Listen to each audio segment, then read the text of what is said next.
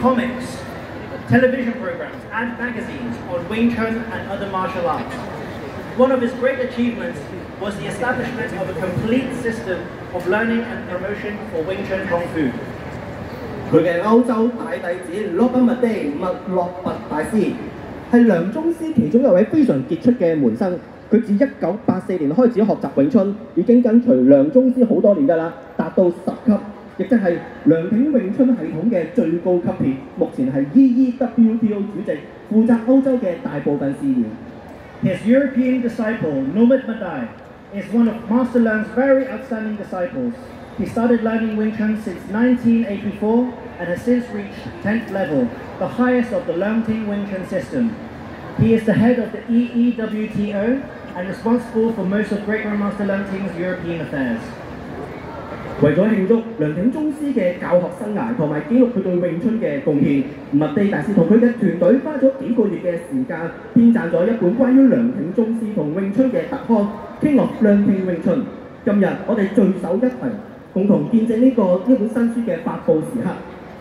To celebrate Grandmaster Leungting's teaching career and to document his contributions to the spread of Wing Chun Kung Fu, Grandmaster Madai and his team spent months compiling a special issue book about his teacher, Grandmaster Leungting, titled King of Leungting Wing Chun.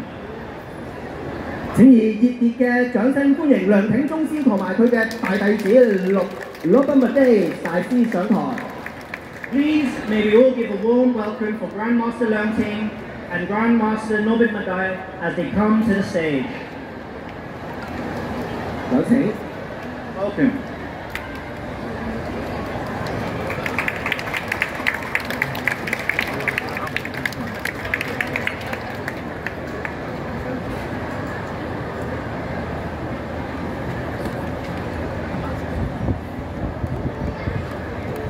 Welcome.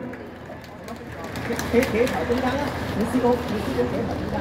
好，係企正中間得啦。好，因為咧我哋有個小環節㗎，我哋有請金融及上市公司專家楊家衞教授代表徐家傑大師同昆清武泰贈送花環俾梁挺宗師。